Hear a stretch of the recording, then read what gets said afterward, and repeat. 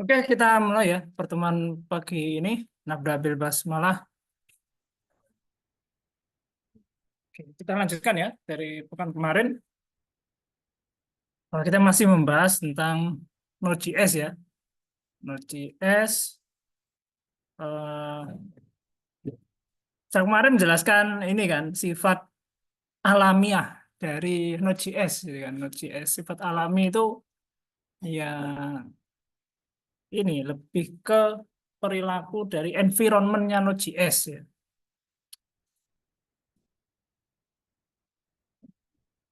eh Kalian masih ingat multi threading atau single threading? Single thread itu artinya kode itu dieksekusi dalam satu blok, itu dalam satu waktu ya, satu blok kode gitu ya, satu blok kode. Nah, di dalam Node.js ini, Node.js atau JavaScript ini sifatnya single thread ya, single thread ya, single thread,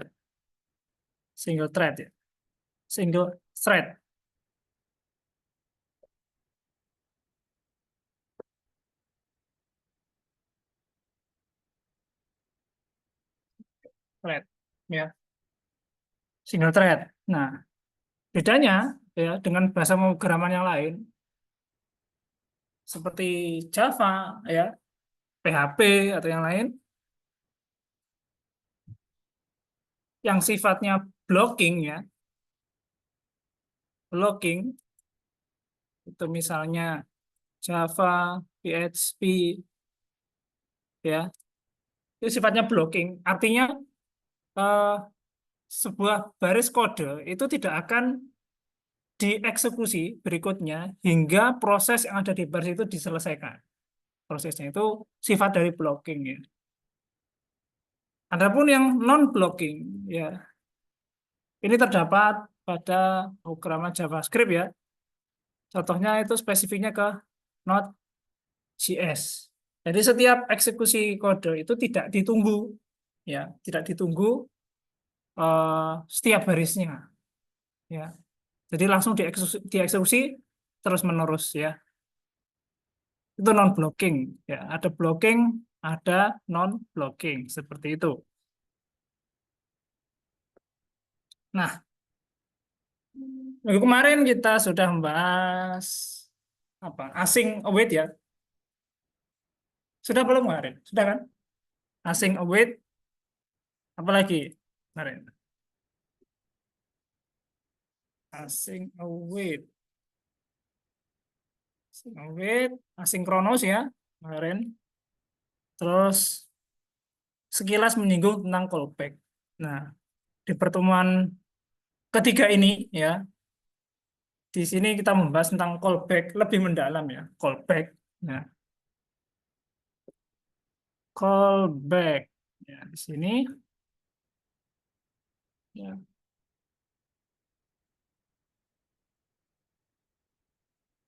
Oke, Avan, sorry. Saya jelaskan dulu ya. Node.js ini dulu kan JavaScript itu kan sering dipakai untuk client side ya, client side.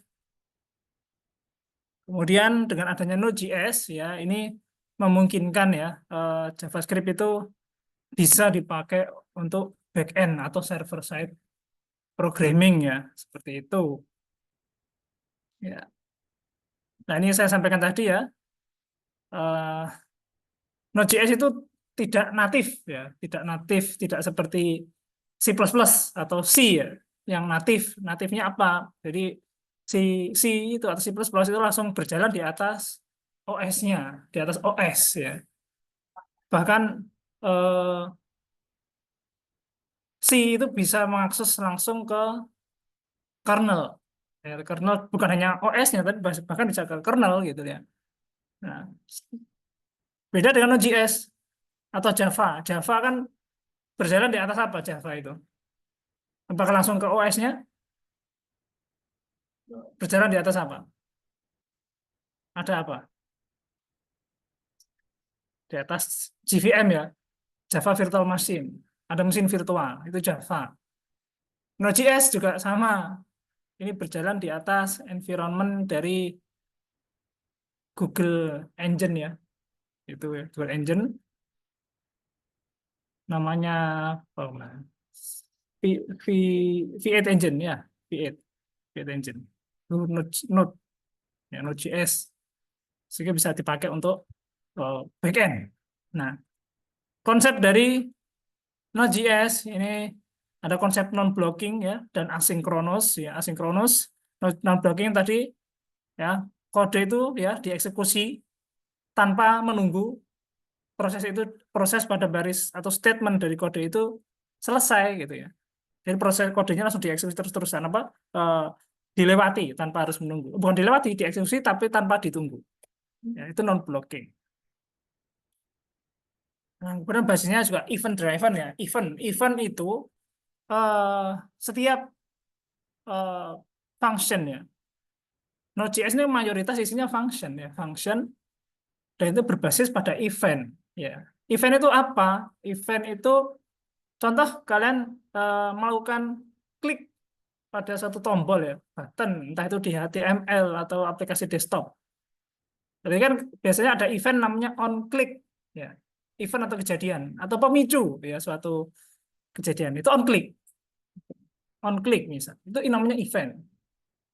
Nah, atau kalau kalian main game ya, bikin game itu ketika karakternya menembakkan senjata atau peluru ya, kena musuh, itu ada bisa dibikin suatu event. Misalnya event on hit. Nah, misal event ketika peluru itu mengenai musuh, itu ada event on hit. Nah, ketika on hit itu ngapain? Nah, itu contoh-contoh dari event ya, event.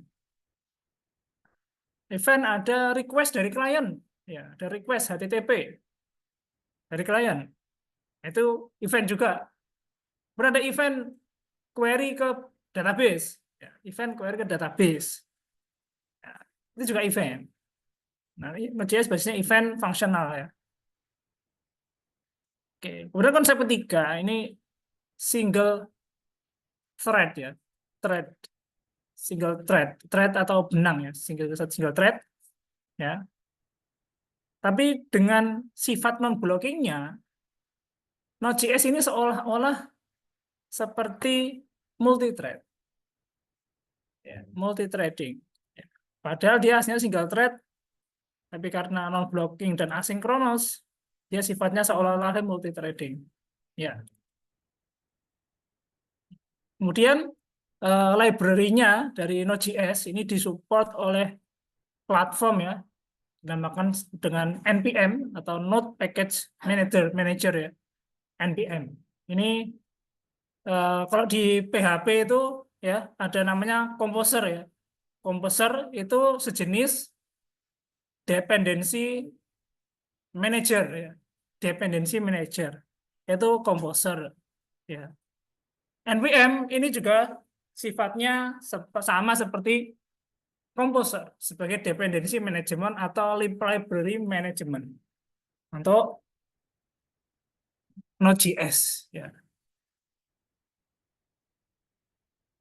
Nah, teman-teman di sini pernah nyoba Node.js sebelumnya? Belum? Sama sekali belum. Kok JavaScript sering ya? Pernah, bukan sering. Oke. Nah, ada beberapa kelebihan ya, keuntungan, benefit yang bisa kita pakai dari memanfaatkan Node.js ya.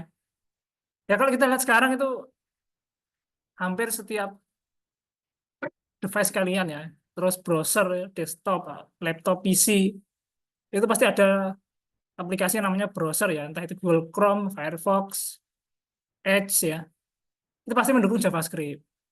Node.js itu bisa running di situ ya, Node.js. Bahkan sekarang dengan keuntungan dari Google V8 Engine itu ya, Node.js atau JavaScript bisa running di background seperti itu ya. Nah, kemudian keuntungan kedua adalah eh, real time application ya, semacam aplikasi chatting. Pernah membuat aplikasi chatting, chat. Tapi kebayang tidak arsitektur aplikasi chatting gitu.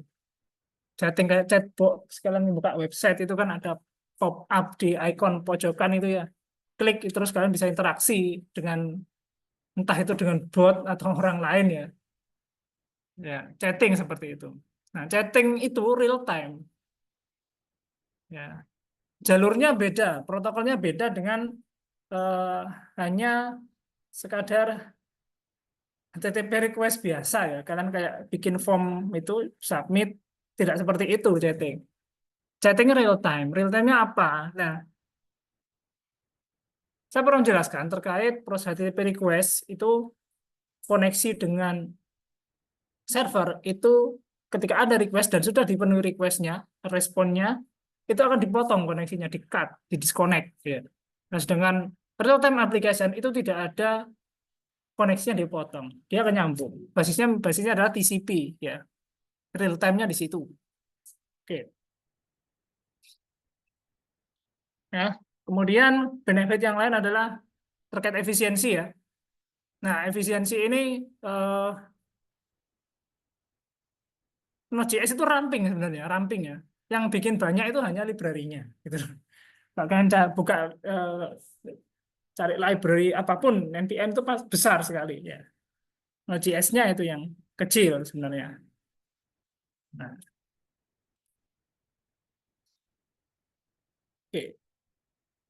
Nah, yang saya tunjukkan kemarin kan terkait back-end dari ya siakat-siakatnya kita ya, sistem-sistem yang ada itu kita mengoptimalkan dari Node.js ya. Kemudian oke, ini real-time application-nya, kemudian arsitektur microservice ini eh, yang sudah diterapkan di Unida ya terkait arsitektur dari microservice ini memang belum seluruhnya back-end dari aplikasi kita ini menggunakan arsitektur microservice ya seperti itu. Nah, prakteknya ya Node.js ini banyak dipakai untuk eh, web service. Contohnya adalah REST API ya untuk API ya. Terus kemudian real time application dan seterusnya. Nah, di sini saya contohkan eh, sebuah script sederhana ya. Node.js sebagai HTTP server ya. Selama ini kalian eh, server web server itu kan apa aja ya dipakai di XMPP itu, XAMPP. Nah, di sini kita membuat sebuah web server sendiri ya berbasis Node.js. Ya, sudah buka ini dari di kitab pemrograman web ya. Buka week 3 itu ada heading nama contoh dari Node.js ya di sini ya. Kalian copy saja ya. Di sini saya contohkan hello ya. Ini saya bikin file namanya hello.js ya. Nah, isinya di sini ya. Oh ya, sudah install Node dengan Node.js kan atau npm kan? Ini loh, download npm-nya ya.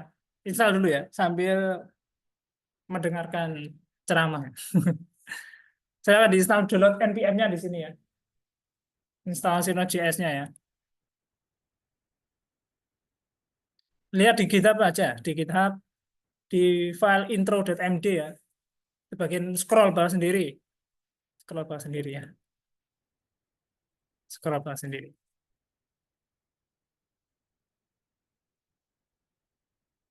Oke, ya.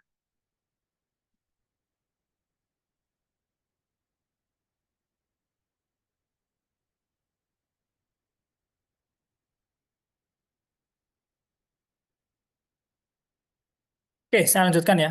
Eh, saya bukakan juga contohnya di sini. Anda pakai Linux nggak? Nah, ada ya, Windows semua ya. Ya, pilih aja Windows yang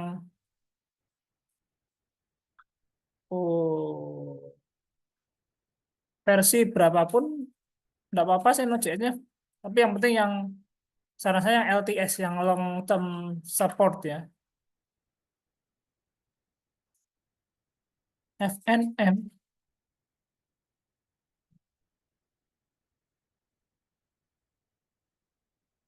Saya baru tahu ya.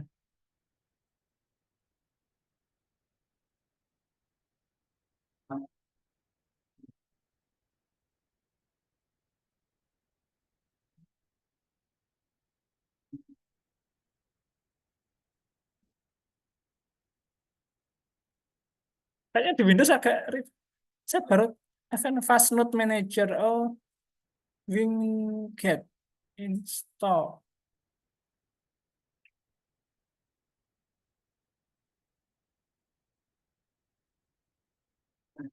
Atau ini yang eh, pre-built installer ini. Ya, yang pre-built installer aja ya. Kan ekstensinya .msi ya. Ya itu aja. Daripada yang package manager nanti ribet kalian harus compile itu. Walah, panjang.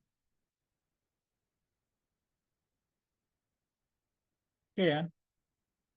Download yang versi Windows. Platformnya x64. Berapa ukurannya itu? Berapa mega? 25 mega. Kecil ya? Kecil. Ya. Teman-teman sudah ini kan nge-cloning repository ini kan? Project ini kan? Kita kan? Sudah cloning atau download? Cloning ya? Kalau clone silahkan ini di git pull aja ya. Buka terminal masuk ke projectnya ini ya, web programming ya. Jadi,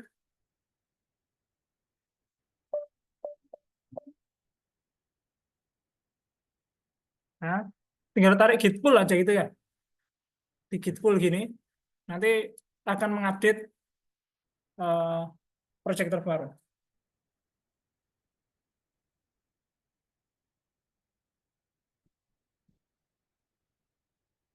Oke, silakan sudah selesai, Sal.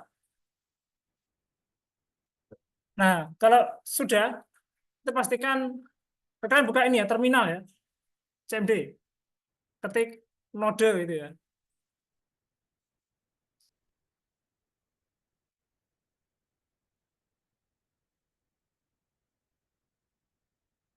Node min version. Ya, ketik node spasi min version gitu ya. Sudah bisa. Teman-teman yang lain bisa.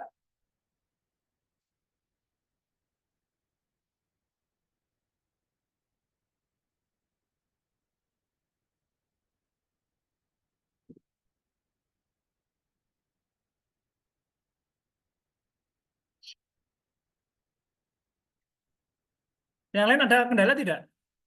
Jika ada kendala silakan share screen, nggak apa-apa. Kamu share screen. Silakan join Zoom. Kalau cuma 4 anak yang join Zoom,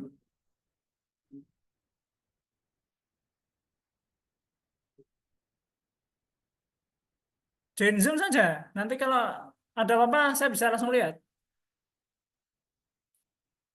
Zoom-nya ada di Classroom ya, di Google Classroom.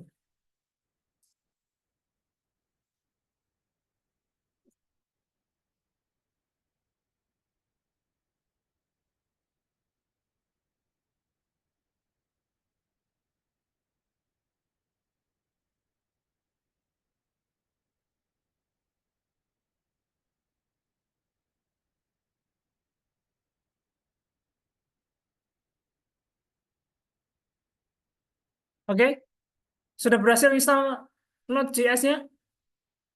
Yang sudah berhasil siapa? Novaldo? Yang lain? Vicky? Sudah, Vicky? Hah? Sudah. Sudah bantu yang lain, Vicky? Bantu teman-teman yang belum.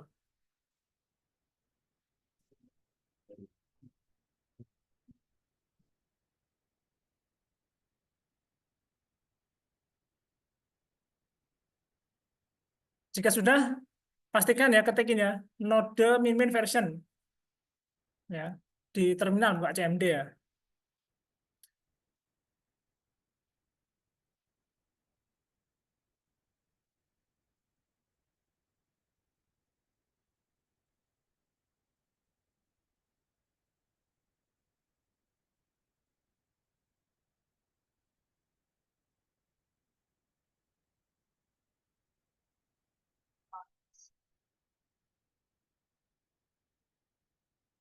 Teman-teman record Zoom-nya tuh.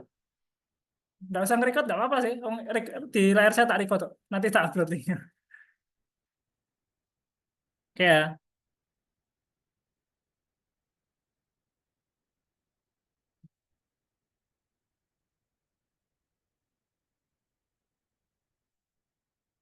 Oke, Dwiki sudah bisa ngeran note-nya. Diketik ini sudah bisa. Sudah bisa ya. Oke, coba diikuti instruksi yang di ini ya, di sini. Diikuti instruksinya.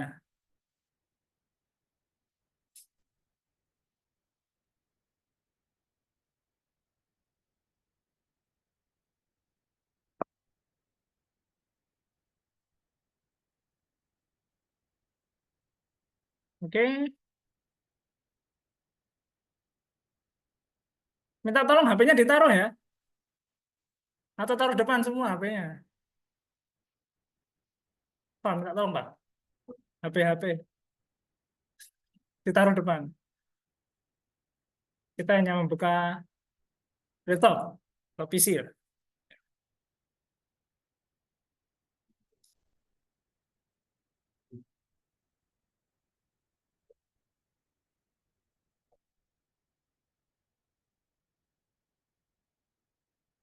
Atau yang belakang itu yang nggak kelihatan pindah depan sini nggak apa-apa, kosong ini. Pindah depan depan depan depan kosong. Ini juga kosong loh, kosong. Jangan digelap-gelapan, banyak nyamuk itu. Taruh situ ada apa? Taruh meja itu situ. Nah itu. Depan sih lah kosong. Yang belakang ini. Ini loh. Nah ini kan luas ini, nggak ada monitornya kan enak dipakai. Nggak bawa laptop? Hah?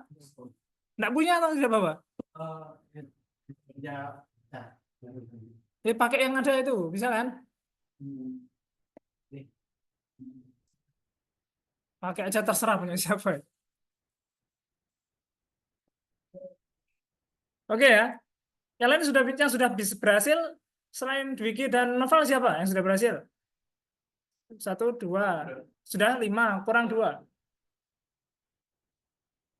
Oke ya. Kalau sudah, yang sudah berhasil install Note-nya, di terminalnya sudah bisa kayak gini? Sudah ya. Nah, sekarang ikuti ini ya. Kalian bikin direktori apapun ya, terserah folder dimanapun ya. Terus bikin file ya, file JS ya. Isinya ini, di copy paste saja. Kasih nama macam-macam lah, terserah. Hello atau apa terserah ya. Taruh di dalam folder itu ya. Kemudian kalian kembali lagi ke terminal ya. Pindah direktori ke yang kalian buat. Oke ya. Contohnya ini, week 3 example. Nah, ketik ini ya, node spasi hello JS, thread. Nah, kalau sudah seperti ini, ya kalian bisa ngeklik atau buka browser ya, ketik localhost, petik 2 ya, titik 2, 3000 gini ya. Nah, muncul ini, hello world gini ya.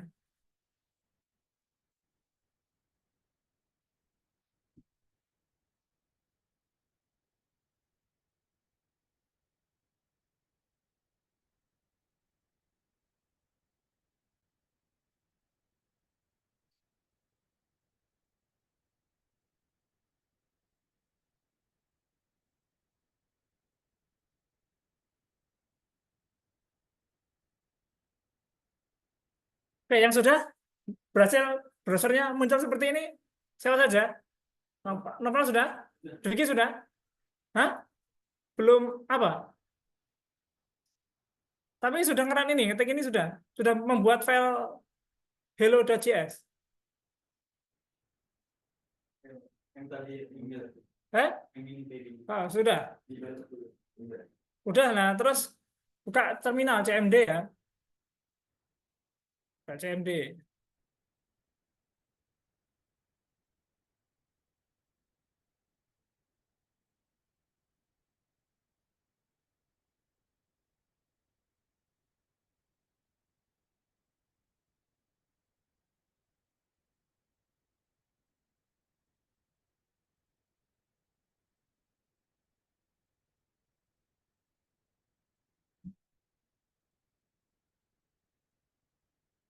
Oke, yang sudah berhasil muncul Hello World siapa saja? Dewi sudah. Yang lain yang tadi sudah berhasil install Node-nya, yang di belakang yang pakai laptop apa?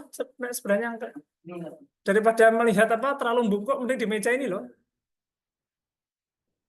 Suruh pindah depan siapa namanya? Iya, pindah depan sini daripada apa atau membungkuk gitu. Ini loh, meja depan ini kosong, dipakai sini aja. Di meja.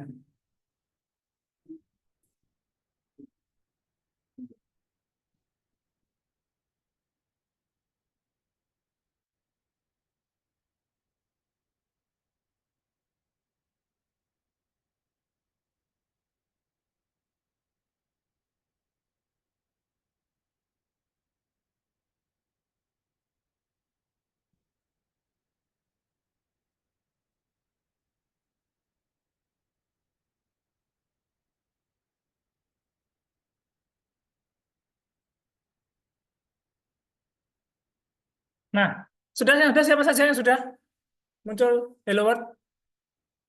Baru dua saja. Sip. Ya.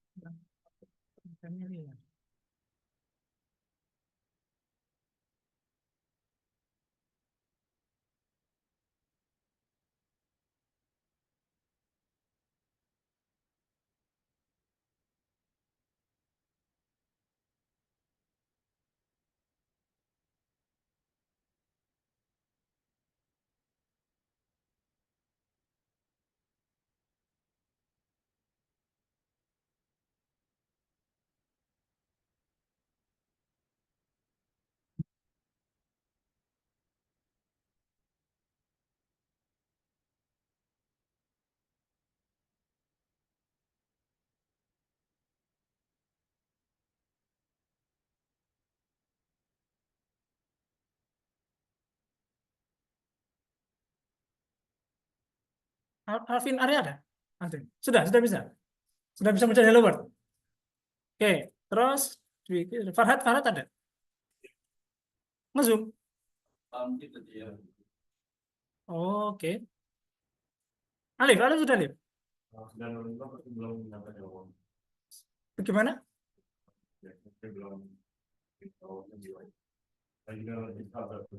GitHub. GitHubnya untuk apa? Nggak usah.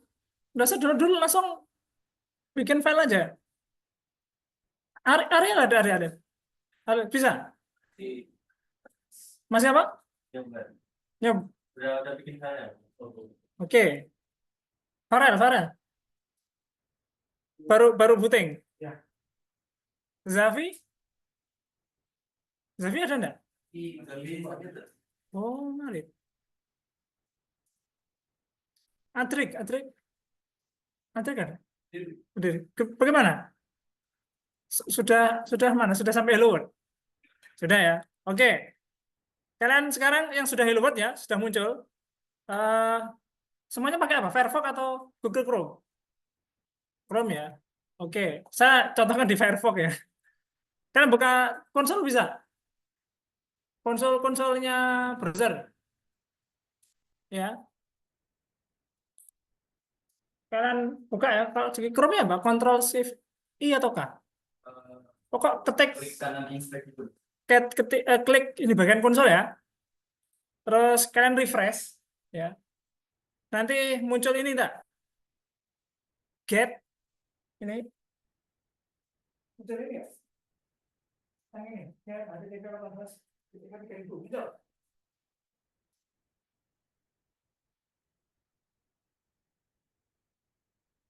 Muncul tidak? Alif, muncul tidak Alif? Mana disuruh studio buat astagfirullahnya soal studio. Nggak punya geser deh. Wes pakai notepad enggak masalah. Notepad ada masalah. Notepad sama ini saja. Iya. Selesai. Masalah pakai gestur. Sudah. Nah, sajiannya bikin dulu ya. Muncul begini. Dari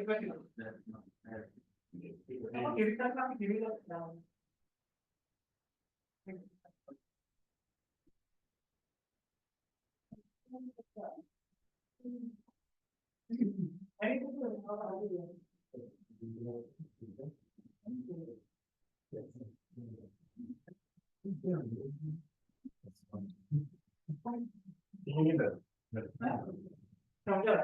Oke. Oke, semoga ada Google Chrome juga ya. Chrome ada.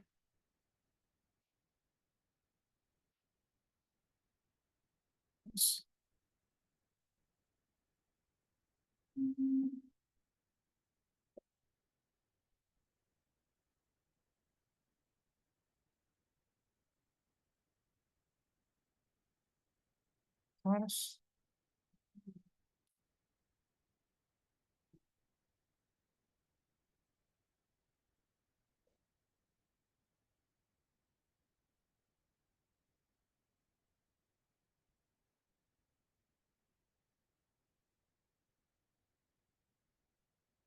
Mana ya?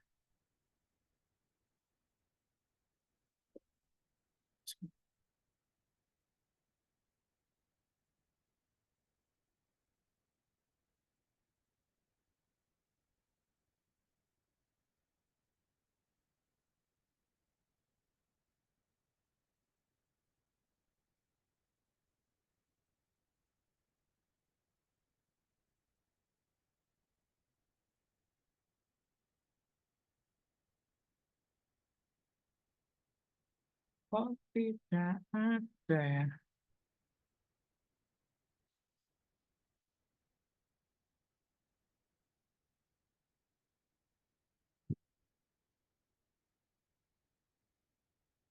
Network.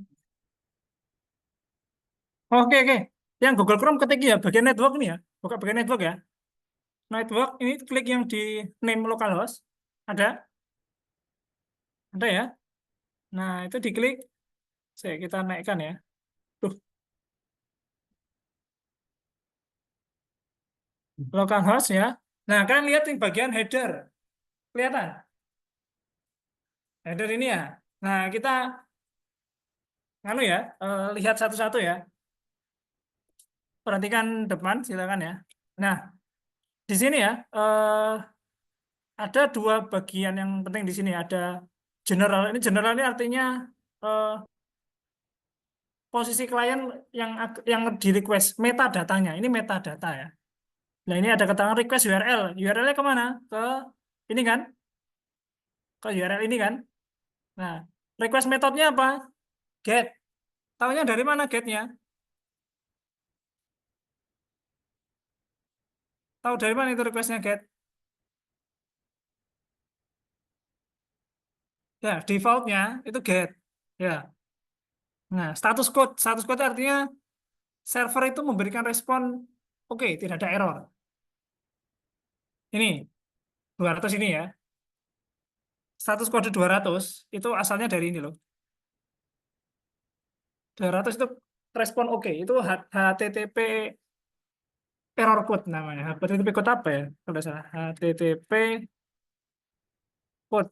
HTTP code. Nah, ini respon status code. Nah, silakan ini berisi tentang standar ya, bagaimana server itu memberikan respon terhadap browser ya. Ini ada pengelompokannya ya. Informasi respon itu diawali dengan angka 1 ya, 100 1 sekian. Kemudian respon sukses itu diawali dengan angka 200 ya, 200 sekian. Kemudian 300 sampai 300 sekian itu terkait redirection, berarti kalian akan diarahkan ke halaman lain ya. Nah, ini yang error biasanya kan error 404 not found. Nah, itu sumbernya dari sini 404. Di sini. Kita lihat di sini 404 itu apa? Nah, ini contohkan ada standarnya. 400 itu error bad request. Itu bisa terjadi karena misal servernya hanya menerima metodenya post. Kalian merequest pakai metode get. Pasti akan direspon seperti ini, bad request gitu. Servernya ngasih respon, oh bad request gitu. Ya. Kita contohkan bad request ya. Ya, di sini kita ubah di sini ya. 400 gini ya. Tapi yang di sini kita matikan dulu. Ctrl C di stop ya. Kita run ulang. Nah, kita lihat ya di Google Chrome statusnya apa ini nanti. Nah, lihat hello world-nya muncul kan? Tapi apa yang terjadi di sini? Nah, servernya ngasih respon bad request. Nah, itu contoh ya, contoh bad request. Kita kembalikan lagi ke 200 ya, saya respon normal ya. Kita lihat lagi error HTTP response code ya. Nah, ada error respon 401, biasanya unauthorized. Misal ada user login salah username password atau berhasil ya username passwordnya benar, tapi karena tidak diizinkan oleh server login, server ngasih respon 401. Artinya tidak diizinkan, tidak diotorisasi ya. Oke, terus 402 ini standar. Saya belum pernah mencoba ini sih respon ini. Ya, payment request. Belum pernah mencoba. Kemudian ini 403 forbidden ya kan. Biasanya kan akses halaman yang dilarang itu 403 forbidden. Nah, itu. Nah, kemudian error not found. Not found biasanya kalau kalian akses halaman yang tidak ada di servernya ya, atau link tertentu, terus page-nya tidak ada. Biasanya ngasih respon. Error 404, not found gitu kan. Nah, alasannya dari sini. Nah, ini metode not allowed. Ini biasanya kalau kalian main di, pernah nyoba Laravel? Laravel. Yang lain pernah? Framework Laravel atau Yi? Nah, di Laravel itu kan eh, semua request dari klien browser lihat URL itu kan dihandle di controller. Controller suatu kelas ya, isinya controller. Controller itu bisa disetting, dia hanya bisa menerima metode tertentu. Hanya bisa menerima get tok, post tok, atau yang lain. Nah, ini sama di sini. Metode not allowed itu terjadi ketika itu. Ya. Dan seterusnya. Banyak sekali jenisnya HTTP response code. Nah, ini 400. 400 artinya errornya terjadi di klien. Jika diawali angka 4 ya. Kliennya ada error. Apapun itu bentuknya. Nah, ketika ada error 500, itu servernya yang error. Sisi servernya error. Nah, jika 500 stok, itu berarti internal server error. Entah itu ada kodenya error dan sebagainya, itu akan mengalami itu, internal server error. Nah, terus not implemented, bad gateway, service unavailable, gateway timeout, itu biasanya terjadi ketika servernya berat ya, diakses banyak orang, lama, tiba-tiba diputus, jebret, gateway timeout, gateway timeout. Ya itu berarti servernya sedang ini berat dalam memberikan respon time ya, terlalu lama gitu ya. Biasanya eh, kalau saya bikin script itu ya, ketika request ke suatu server ya, itu biasanya tak kasih waktu time out, misal 10 detik ya. Nah, ketika dalam 10 detik itu server nggak kasih respon, saya ngirim pesan klien, ke klien entah itu di browsernya ya, atau di kalian kalau pakai Flutter Android ya, itu kasih message gateway time out ya, itu. Jadi tidak dibiarkan server itu klien itu menunggu request yang terlalu lama terus menerus. Kita kasih time out. Itu penting sekali gitu loh. Kalau lebih dari 10, kan asumsinya aneh ya. Ada request itu sampai 10 detik, 15 detik. Request apa gitu kan. Berarti ada yang salah dengan back end-nya atau servernya.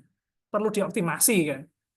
Nah, makanya dikasih waktu 10 detik lah itu rata-rata request. Kan kalian kan buka web lah, web itu web apapun kalau misalnya responnya lama kok nggak muncul-muncul halamannya.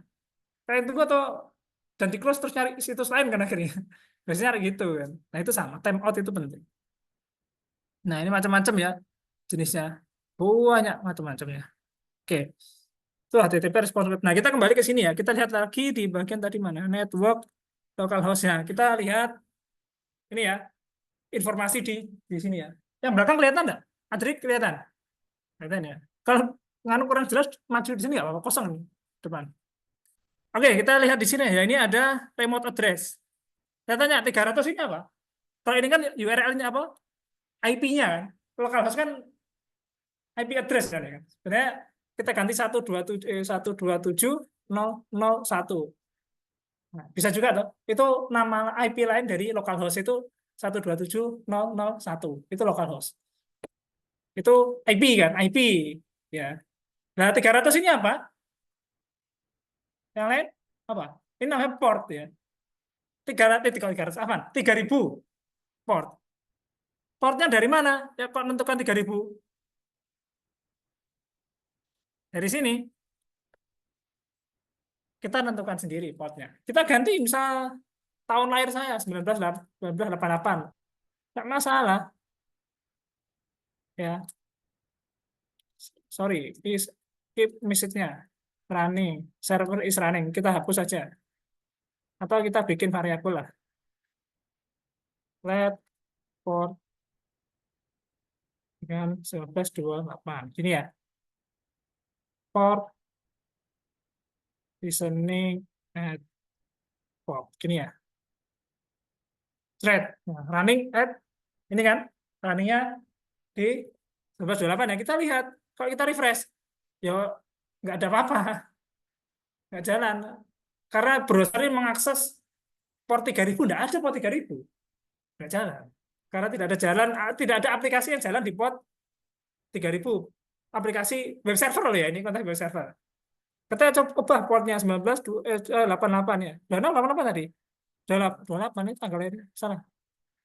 Nah, muncul kan? Nah, kita bisa mengcustom portnya. Apa? Udah tampil di sini, ini zoomnya enggak. Oh, mati tak? Yang di share screen-nya kayaknya bukan ini. Saya masuk mati.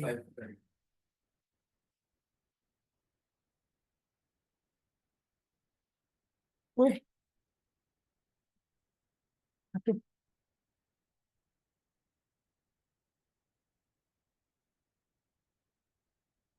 muncul. Kalau ini muncul nggak, Bang? Ini muncul. Muncul guys. Ini muncul. Enggak ya? Ini dong. Zoom in. Oh, gara-gara layar di resolusinya ya. Tapi recordingnya selalu jalan kok.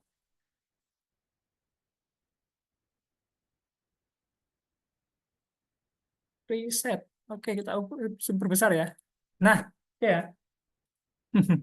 Nah, ini kita lihat lagi ke sini ya. Oke, nah di sini ya, kita portnya custom ya. Nah, yang bawah ini kita abaikan ya. Nah, C, ini ada kata-kata strict origin when cross origin. Tahu apa itu cross origin? Yang ini loh. Tahu nggak? Cross origin itu artinya request ada suatu, jadi gini, ketika kalian contohnya gini, memasukkan JavaScript atau CSS ya, include kan pasti ada URL-nya kan, HTTP apa bla bla bla bla. Nah, ada kalanya itu kan JavaScript ini kan mengambil tidak dari server yang tidak dari file yang kalian bikin sendiri, dari suatu alamat publik lah, URL misalnya Google. Biasanya kalau Google itu kan dia punya semacam CDN, Content Delivery Network, itu semacam server cloud replikasi itu yang fungsinya hanya menyimpan file-file statik kayak JS, CSS, image itu kan tidak berubah secara dinamis kan. Itu hanya pertama kali diupdate terus ditaruh di server kan udah diam selamanya. Yang berubah kan database-nya orang-orang gitu kan. Nah, file-file yang statik ini biasanya kalau website provider besar dia menyewa layanan Content Delivery Network atau CDN. Nah, CDN ini ada AEE-nya, AI-nya. Dia bisa ngecek klien itu berada di suatu daerah mana ya. Dia akan mengirimkan, ya bukan mengirim mas ya, URL yang diakses klien itu adalah URL dari server CDN terdekat dengan klien.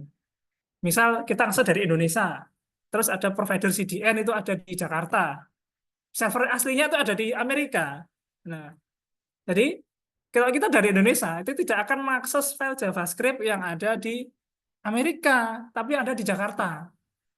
Tapi database itu tetap query ke server pusat. Hanya file JS, CSS, image itu di Jakarta. Buktinya apa? Facebook. Nah, Facebook ya. Facebook itu Kalian pernah nggak ketika koneksi lambat, CSS-nya terus JavaScript-nya tampilannya sudah ngeload duluan, tapi datanya lambat, datang belakangan. Pasti nggak gitu kan? Posting-postingan komentar pasti lama kan? Tapi tampilannya jadi dulu gitu loh. Nah, itu contoh dari CDN. Ya. Jadi kayaknya terdekat. Datanya itu lambat, belakangan. Seperti itu. Itu contoh dari CDN. Nah, di sini strict cross origin itu artinya ketika ada request ke URL lain, eh, cross ini ada suatu aturan. Ya.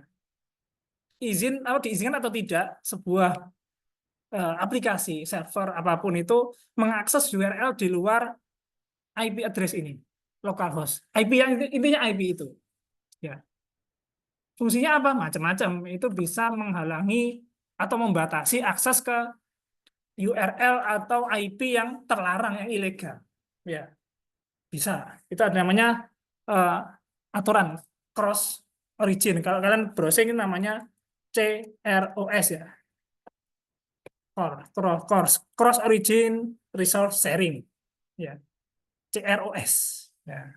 Ini sharing resource yang beda beda sumbernya, beda IP address-nya. Ini ada aturannya. Ya. Oke. Oke, kita kembali lagi ke depan sini ya. Bisa di zoom tak ya? Yang sini. Tapi kelihatan ya, belakang. Kelihatan di layar laptop kelihatan nggak? Ini. Hah?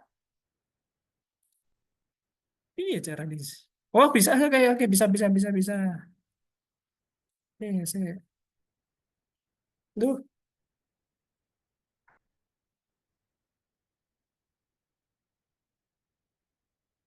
Nah, oke. Nah, di sini kita lihat ya. Di sini ada respons ya, respon itu artinya server memberikan respon apa ya. Nah, ini ada connection ya, connection keep alive itu artinya koneksi klien itu tidak diputus oleh server, jadi dibiarkan terhubung ya, seperti itu ya. Kemudian di sini ada konten tipe, konten type, jadi ya yang muncul di halaman ini, di halaman browser kalian itu kan hanya kata-kata hello world ya. Kalau kalian klik kanan view source ya, view source itu isinya hanya teks hello world. Nah, di dalam eh, setiap data ya, data itu kan ada namanya metadata. Tahu metadata? Metadata itu informasi dari suatu data. Ya. Jadi data yang dikirimkan itu berisi satu informasi. Contohnya apa? Misal kalian mengirimkan, contoh inilah, text message WhatsApp gitu ya. Kalian ngirim ke teman. Sebenarnya yang dikirim itu tidak hanya teksnya, ada headernya.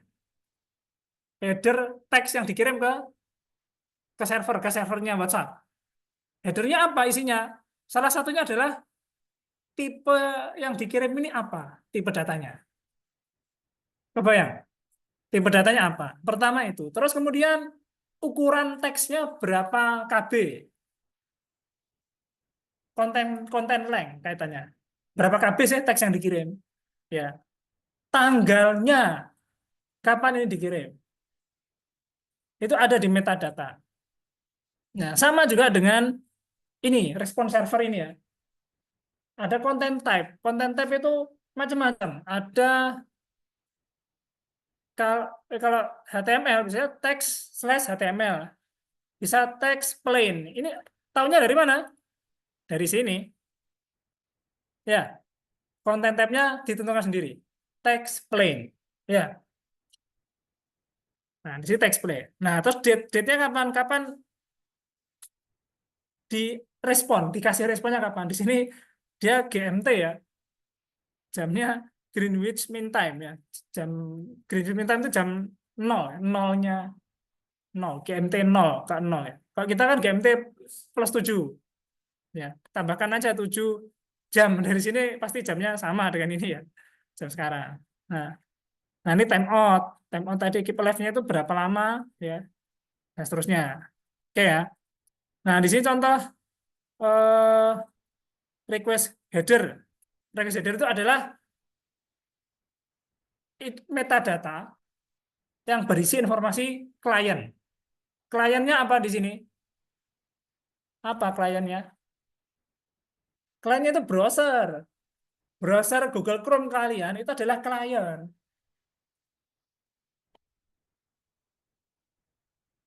Ya, Google Chrome itu klien, browser itu klien di sini. Ya, buktinya apa? Kita lihat di sini di bagian sec CHUA itu ada data Chromium V130 Google Chrome. Ya, nah itu adalah identitas dari klien. Berisi dari metadata apa yang dikirim oleh klien. Ya, termasuk IP address dari kalian itu bisa dibaca oleh server. Di sini ini bukan IP server loh ya. Ini IP klien, IP kalian ya kebetulan saja sama dengan server. Ya, ini IP klien ya, bukan IP server. Nah, di sini ada accept. Nah, ini ada accept. Accept itu artinya konten type ya yang diterima oleh server itu ini konten type-nya ya, termasuk encoding. Nah, tahu encoding ya? Encoding itu salah satu teknik kompresi file. Panjang kan ceritakan. Ini oke, diterima saja lah ya. Penting header itu itu informasi dari suatu data. Data dari data itu namanya metadata. Wes, gampangnya gitu ya. Data dari suatu data itu metadata. Nah, setiap kali request dan respon itu pasti ada metadata. Kalau request header berarti itu metadata dari data klien. Kalau response header berarti metadata dari server. Request, yang request siapa? Klien. Respon, yang si respon server. Ya, itu klien server seperti itu. Oke, sampai sini jelas ya, insya Allah ya. Oke, kita lanjutkan kembali lagi ke Hello World tadi. Nah, di sini kita jelaskan ya. Saya jelaskan. Oke ya. Nah, di sini kita lihat ya, perhatikan depan. Nah, Node.js itu punya library yang sudah built-in, artinya sudah terinstal di dalamnya. Ya, kalau di Java kan tinggal import itu ya, Java apa itu ya. Di sini juga ada, namanya library HTTP. Jadi fungsinya untuk HTTP server. Ya. Nah, dengan Node.js ini kalian sudah bisa bikin server sendiri gitu loh. Kalau biasanya pakai PHP kan bikin install Apache kan, SAM itu loh, Apache. Nah, SAM itu port defaultnya berapa? 8.000 atau 80 per 80 atau 8.080 itu defaultnya apa aja. Nah, biasanya kalau kalau ini saya running di 80, kira-kira apa yang terjadi? Coba ya, penasaran lah. Soalnya di Linux itu server apa aja kan otomatis jalan terus. Beda dengan di Windows kan harus sampingnya harus di start gitu kan, diklik baru running SAM. Nah, kita coba penasaran, kita coba. Bisa nggak ya? Loh, error ya? Error ya? Apa itu errornya? Unhandle. Ya, ada error ini kan ada error tapi tidak ter-try catch gitu loh. Tahu kan try catch? Try catch itu kan menangkap error exception itu loh. Ya, supaya tidak terjadi seperti ini. Mungkin ada peringatan warning gitu ya. Tapi di sini tidak, karena tidak di try catch ya. Akhirnya muncul kayak gini. Access itu biasanya error access itu biasanya ada port yang sedang running. Nah, contohnya apa ini? Ada running port. Ada port yang berjalan, yang kepakai di sini. Kita coba pakai port lain ya. Tahu ini port berapa? Port apa ini? Portnya MySQL Server 3306. Kita coba, bisa nggak ya? C, tulisannya C, clear. Oke. Nah, error juga ya. Karena portnya kepakai. Nah, port itu kalau dianalogikan bangunan ya, itu adalah nomor kamar. IP address itu nama jalan. Jalan terus nomor rumah. Ya, jalan apa bisa Jalan Raya Siman nomor 10 ya. Itu IP address. Nah, nomor kamar, nomor ruangan itu adalah port. Kebayang ya? Kayak gitu ya. Berarti kan dalam satu rumah, satu bangunan, kita bisa bikin banyak port. Yang penting portnya tidak sedang dipakai oleh aplikasi lain. Port, ya. Kita jalan kan, nah running kan, karena portnya nganggur, port 3000. Nggak ada yang pakai. Nanti saya cerita agak menyimpang. Tahu nggak kenapa ngeblok game online itu susah? Kan gampangnya kan kita ngeblok URL gitu ya. Tapi ternyata susah. Ya karena portnya itu salah satunya portnya dinamis. Setiap hari, setiap saat berganti-ganti. Makanya susah ngeblok itu game. Kalau gampang ya tak blok kan nggak bisa main Mobile Legends di sini gitu. Gitu. Makanya itu alasan kenapa susah ngeblok game online itu, wah luar biasa. Kalian bayangin aja lah game online servernya itu ratusan itu kan. Server satu itu server dua sampai ratusan atau ada namanya masing-masing kan.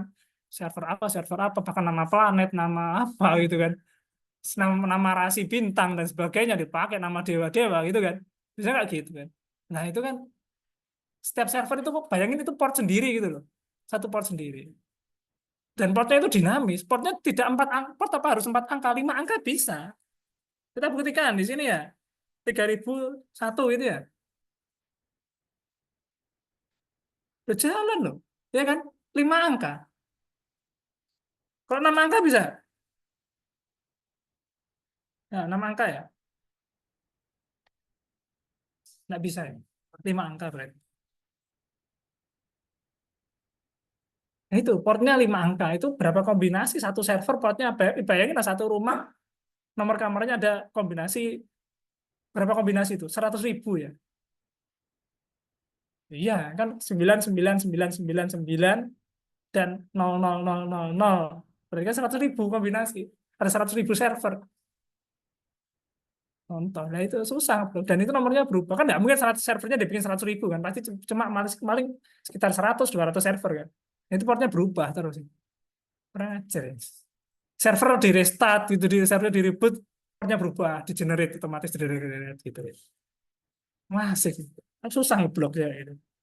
Nah, itu salah satu apa server yang di custom itu kayak gitu. Oke ya, kita lihat di sini ya. Ini menggunakan library HTTP ya. Nah, di sini ada objek server ya. Server nah, ini standar ya biasanya server kayak gini. Bikinnya HTTP create server. Nah, di sini ada function ya, function callback ya, callback. Ini sebenarnya kan function kan ini ya. Create server kalau di hilang ininya. Loh, cuma gini tok kan. Sederhana ya, function biasa ya.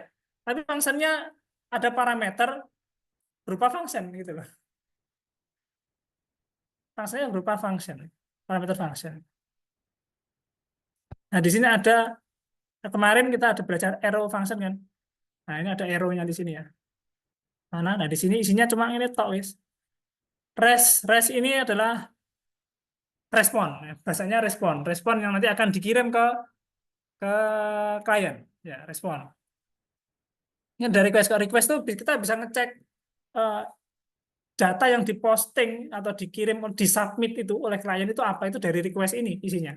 Dari rec, objek rec. Nah, karena di sini kita tidak membutuhkan request dari server, yang penting kan server merespon hello world ya. Ya sudah dikasih respon saja res n. Nah, n ini adalah fungsinya eh, bukan mengakhiri ya, respon terakhir. Jadi menghentikan state responnya server jebret agar bisa dikirim ke klien gitu ya. Ini harus ada. Kalau ini tidak ada, waduh, tidak akan pernah berhenti. Contoh lah, apa yang terjadi kalau misal tidak ada n ini ya, saya komen ya. Jalan servernya ya. Tapi kalau di request apa jadinya? Loh, tidak ada koneksi. Kayak gini kan. Sorry, 3.000 ya. Nah, keluar terus. Muter terus itu. Ini nunggu ini. Kliennya nunggu respon dari server. Servernya gantung ini. Nggak ngasih kejelasan. Ini kan N-nya saya tutup di sini. Tidak ada cut off pemberhentian. Nggak dikasih respon server apa kliennya. Dibiarkan gantung gitu. Ya kita loading muter-muter. Ini muter terus ini. Ya kan? Muter sampai kapan ya? Bos saat ngeri klien. Ya, cara ngentikannya ya sudah servernya harus dimatikan, jebret, mati. Nah, ini requestnya berhenti. Ya kan? Nah, ini kita kasih respon. Memastikan ya. Memastikan bahwa klien itu dapat respon, tidak digantung ya. Nah, ini membuktikan bahwa digantung itu tidak enak ya. Iya, nggak enak muter terus soalnya. Gitu. Nah, kalau dikasih kepastian kan enak ya. Wah, sudah pasti. Hello world gitu kan pasti itu loh. Apa? Farel suka ngasih gantungan gitu ya. Gantungan kunci ya maksudnya. Bukan gantungin janji ya, gantungan kunci. Oke. Oke, untuk saat ini tidak perlu sampai mendetil ini maksudnya masing-masing ini apa ya. Udahlah, ini cara bikin server yang sederhana seperti ini. Sederhana, paling sederhana. Ya, ini dari sisi Node.js. Ada pertanyaan terkait ini? Hello Node.js. Tidak ada? Aman? Tidak ada ini sudah paham betul atau masih bingung? Silahkan tanya. Tidak usah malu-malu. Tidak usah malu. Kita di sini belajar bareng. Ada pertanyaan? Adrik, yang belakang. Ada pertanyaan? Tanya aja.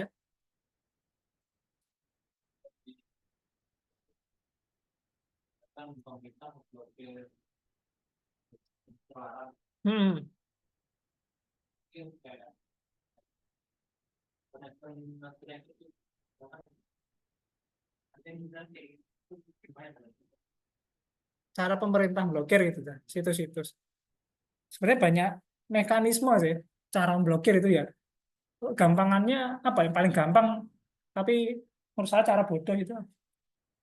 Ya sudah, semua list situs-situsnya yang terlarang itu kan ditaruh disimpan di satu database gitu kan. Jadi setiap ada eh, klien yang request dalam satu network itu kan dicek dulu ke database itu ada nggak situs ini. Kalau ternyata termasuk situs yang di blacklist, ya udah koneksinya diputus gitu loh. Kan setiap jaringan itu kan pasti melalui suatu server network dulu kan, tidak langsung ke server gitu loh. Pasti melalui ada petugas sendiri lah. Nah, itu yang mengelola. Itu cara menurut saya cara bodoh ya. Ya karena kan kalau ada situs baru gitu kan pasti situs domain kan berubah terus kan ya. Nama kan dinamis. Situs satu diblok kayak LK21 lah. Tahu ya? LK21 itu kan ganti-ganti nama kan itu ya. Nah, itu ganti-ganti nama, ganti-ganti domain, beli domain di luar negeri. Terusnya itu repot kalau ngeblok kayak gitu. Atau cara lain, misal ngeblok by konten ya, kontennya. Kontennya macam-macam konten, ada yang baca metadatanya itu tadi, atau membaca benar-benar tampilannya, webnya gitu.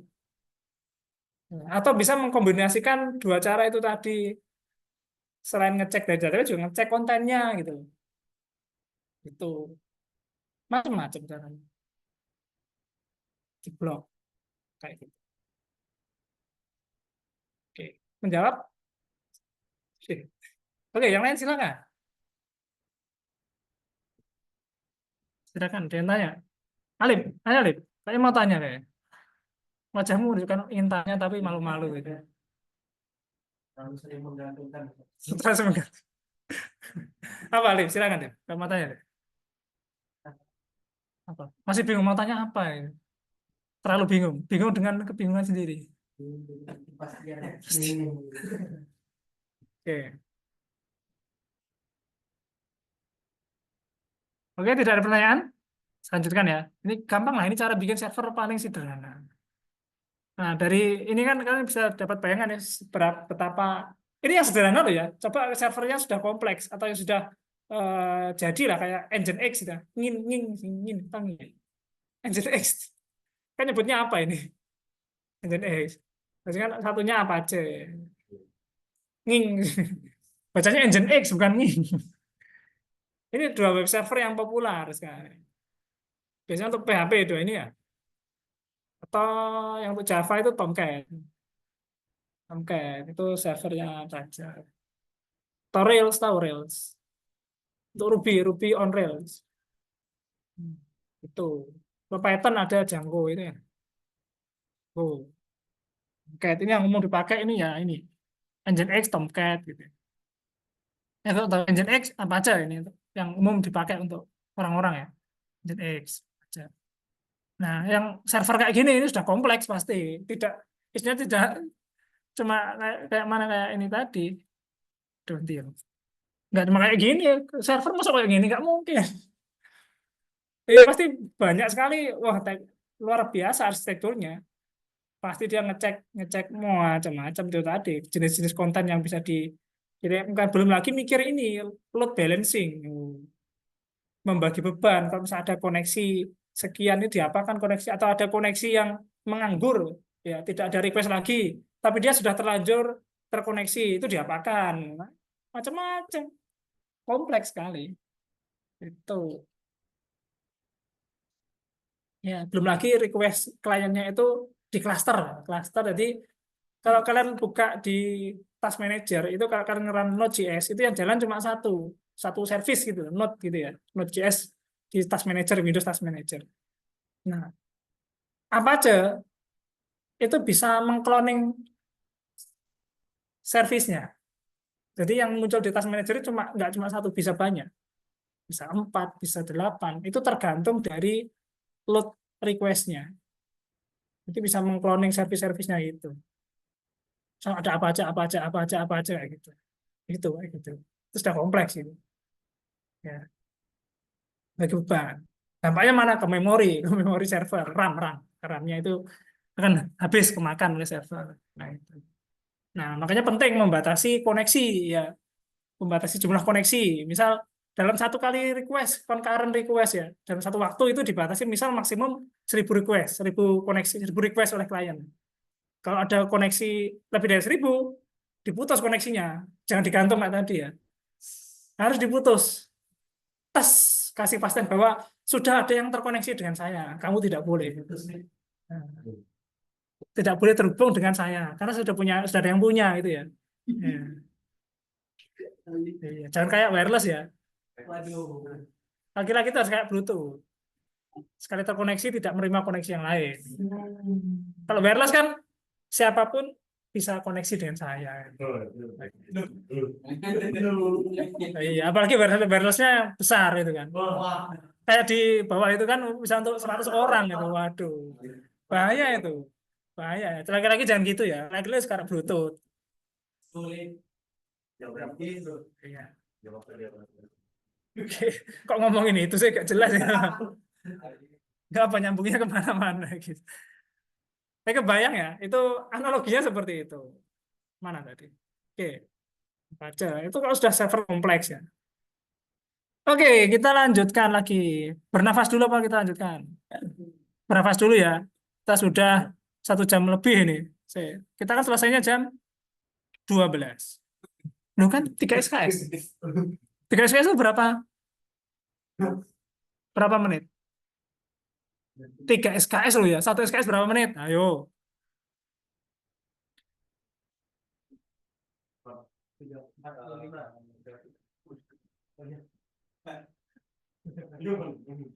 Resume.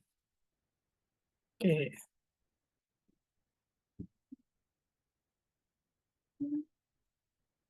Kita lanjut ke callback. Callback. Callback hell ya. Hell. Apa itu? Hell. Callback hell. Apa itu callback hell? Kita lihat di sini ya. Basisnya function ya. PHP, jangan PHP sih. Node.js, JavaScript itu basisnya callback function.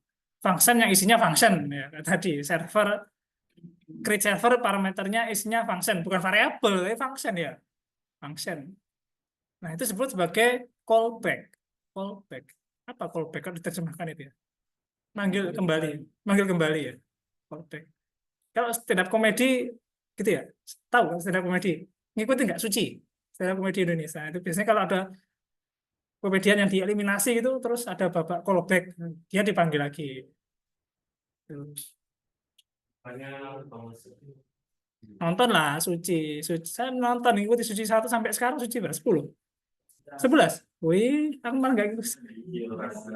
Saya ngikuti Suci generasi awal saja sih. Yang sekarang udah jelek-jelek gitu. Oke.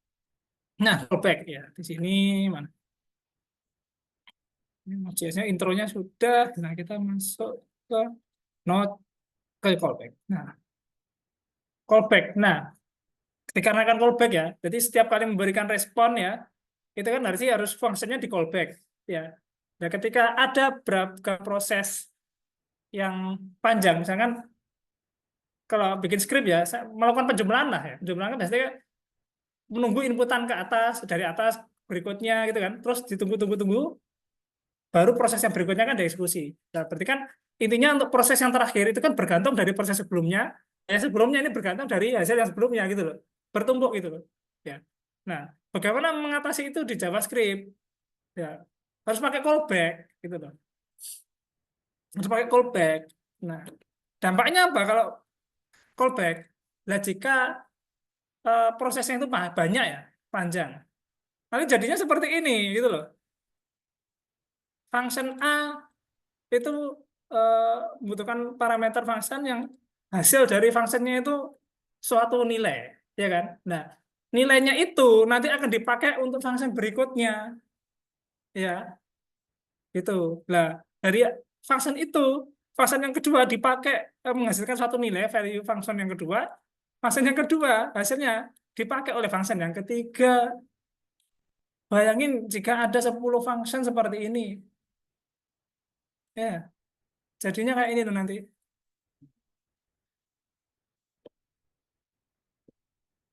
Nah, ini rasio tik-tik tuh. Nah, ini loh jadinya kayak gini loh. Ini jokesnya callback hell ini. Panjang gini kan. Dudut, ini. Ya kayak gini jadinya. Nah, ini kan function yang numpuk-numpuk ya.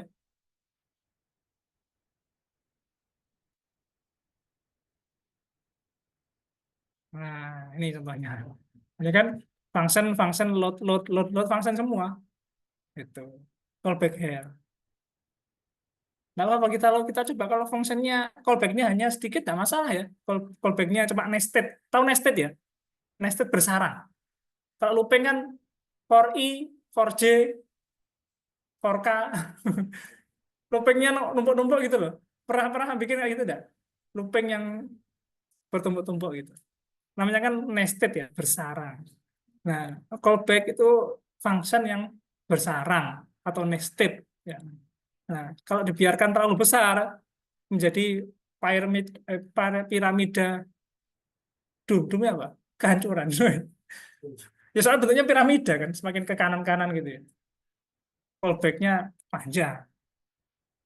Nah, di sini saya contohkan ya sebuah skenario yang membuktikan hasil dari callback hair. Nah, di sini ada skenario ya. Ini skenario pertama adalah connect ke DB, koneksi ke DB ya. Terus mengambil data get user ya. Pertama connect ke DB, mereka udah bikin function untuk connect ke DB kan. Terus mengambil data user by ID, berarti get user by ID, ya kan? Kita dapatkan ID usernya kan. Nah, setelah ID usernya didapatkan, kita ingin mengambil data yang diposting oleh user. Berarti kan query-nya apa? Select bintang from misal tabel post gitu ya. Post where user ID yang didapat tadi kan. ID itu. Berarti function pertama ini menghasilkan suatu koneksi database yang dipakai oleh function yang kedua. Ya kan? Nah, function yang kedua kita mengquery data user, mendapatkan ID-nya. Nah, ID-nya kan dipakai untuk mengambil data user, data yang diposting user, misal Kalau kita mungkin mendapatkan KRS-nya mahasiswa lah gitulah biasanya. KRS mahasiswa di semester genap ini, ya kita mendapatkan itu lah. Nah, baru setelah KRS-nya didapat, kita execute, bukan execute, kita tampilkan pesan bahwa semuanya itu sudah diproses. Jadi skenario-nya ada 4. Ya, kita lihat di sini, ya. Loh kok nonton? Sorry, salah link. Saya callback here. Nah ini di example ya. Week, oh numpuk. Oke, mari kita perbaiki ya linknya. Nah di sini kita bikin skenario pertama tadi kan koneksi ke database ya. Ini belum connect ke database beneran. Ini hanya simulasi saja ya. Simulasi ya. Ini hanya simulasi untuk koneksi ke database ya. Nah di sini saya simulasikan ada perintah connecting ke database padahal nggak ada database-nya. Hanya tipu-tipu pura-puranya connect ke database gitu ya. Nah, di sini saya kasih timeout untuk apa? Ya, pura-puranya ada koneksi gitu loh. Saya kasih delay 1 detik. Ya. Nah, saya kasih message respon ke output kalau function biasanya kasih return value gitu kan. Nilai kembalian, return value itu return apa? Kalau di JavaScript return-nya itu berupa callback function. Nah, di sini callback-nya adalah biasanya ada 2 parameter ya, umumnya callback itu ya. Kalau bikin callback ya, callback function ya. Callback function itu ya, itu parameternya ada 2 biasanya. Pasti, enggak pasti, standarnya gitu. Pertama adalah ini, kalau misalnya nama fungsinya ini, nama function ya, function ini ada 2 parameter A dan B. Ya, kita sebut saja error dan result. Nah, parameter pertama itu biasanya untuk ketika error. Ya, ada error sesuatu, nanti callback-nya yang diisi itu value error-nya di sini. Di error ini diisi suatu nilai pesan error. Ya. Sedangkan pesan berhasil itu di parameter yang berikutnya di kanannya. Ya. Nah, di sini makanya mana tadi? Close ya. Nah, di sini ya, makanya ada 2 parameter tadi kan, error dan berhasil. Nah, karena errornya tidak ada, saya isi 0 saja kan. Anggapannya tidak ada error gitu. Makanya untuk saat ini belum ke situ. Kita belajar skenario normal dulu, skenario sukses ya intinya. Dan ini saya kasih pesan benar, intinya database connection. Ada ini berupa string saja ini, bukan berupa objek koneksi ke database, hanya teks ini database connection gitu aja. Ya. Setelah itu skenario kedua, ini kan skenario pertama ya. Skenario 1 ya. Skenario kedua tadi apa? Kedua, mendapatkan ID user kan? Get user data, ya kan? Nah, parameternya di sini fungsinya ini ada connection, ya connection itu anggapannya koneksi database dari function skenario pertama ya. Terus user ID ya. Kalau kita mendapatkan ingin mendapatkan user by ID-nya ya kan, where ID-nya apa. Nah, dan ini ada parameter callback yang nanti output-nya berupa function. Ya. Isinya sama dengan function sebelumnya, bedanya hanya log message-nya saja. Ya. Ini ada skenario seolah-olah mengquery data, ya. Makanya dibuat delay 1 detik. Supaya seolah nanti kelihatan proses ini loh, proses mensimulasikan proses query. Berarti kan query kan pasti ada waktu ya. Nah, ini kasih delay supaya seolah-olah itu ada waktunya. Gitu ya. Nah, di sini saya membuat array ya, list kalau JavaScript list ya, atau dictionary ya, ini bisa tipe dictionary ya. Dictionary atau list itu bisa. Di sini saya bikin tipe dictionary atau array. Basisnya adalah key value ya, key-nya ID, value-nya ini, key-nya name, value-nya ini ya. Seperti itu. Nah, kita lihat skenario ketiga. Apa itu? Mendapatkan data apapun dari user. Bukan data usernya, tapi data misal KRS lah ya. Kita lihatnya seperti itu. Nah, di sini konteksnya adalah postingan. Saya postingan berita. User ini ngepost berita apa sih gitu ya. Nah, get user post by user ID. Nah, berarti kan output dari callback-nya ini kan user, berupa user ya, berupa user artinya berupa objek list ya, bukan ID-nya tok, tapi butuh objeknya. Tapi itu hasil dari skenario kedua ini dipakai oleh skenario ketiga, yaitu user ID-nya, ya kan? Pakai untuk mendapatkan data post dari user ini, post ini ya.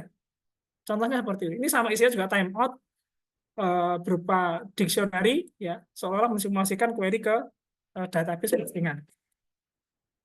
Nah, kemudian skenario keempat kan hanya message semuanya beres ya. Keempat, semua sudah oke. Ya, message-nya nggak gitu. Ini hanya log, callback-nya nol kosongan. Ya, tidak ada apa. Nah, di sini kita membuat function ya, function induknya, main function-nya ya. Jalankan callback hell. Ya. Jadinya gini. Oke, saya komen dulu aja. Jret.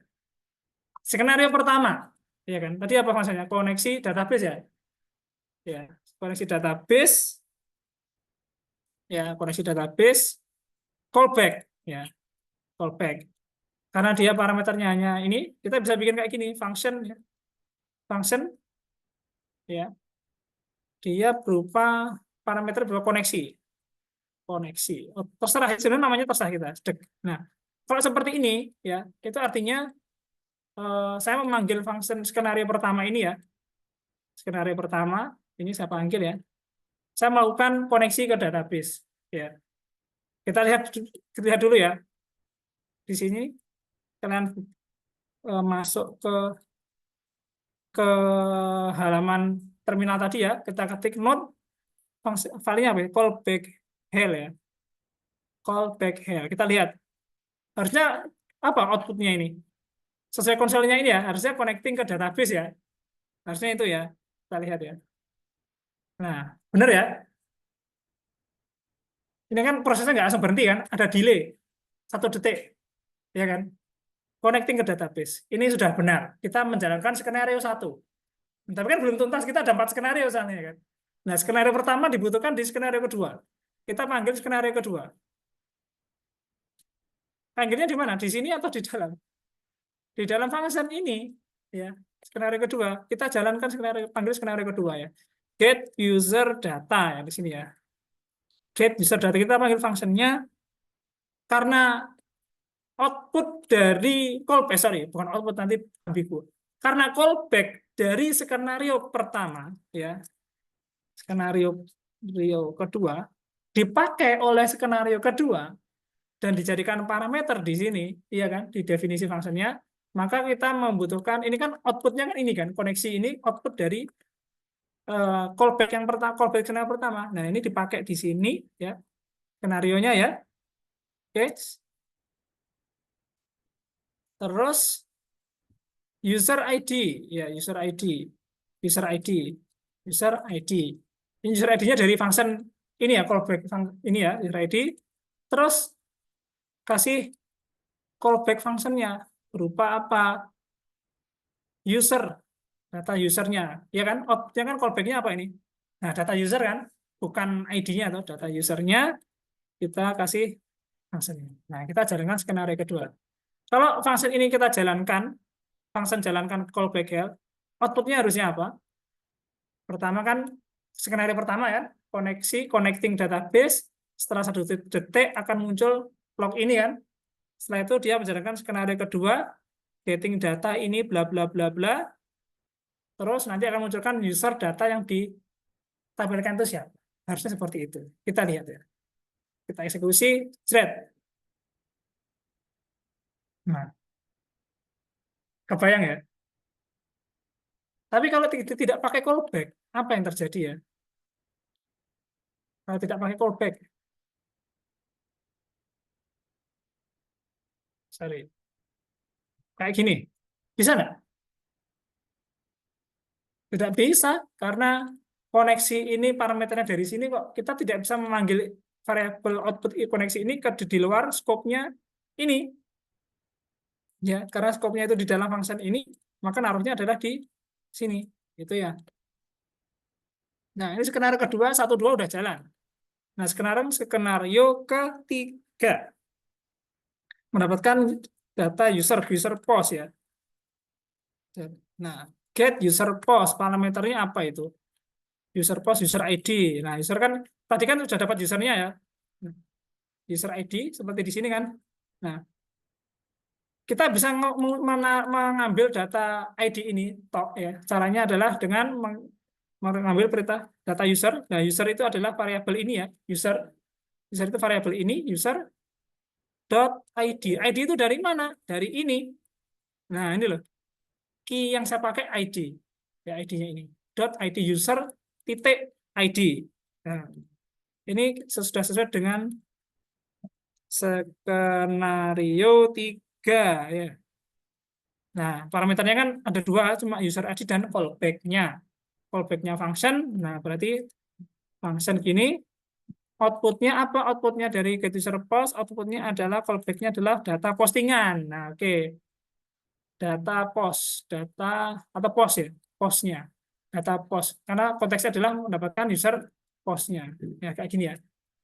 Harusnya apa yang keluar? Setelah yang tadi, setelah ini ya, muncul ini ya, connecting, connected, get user data, for ID itu user data fetch ya.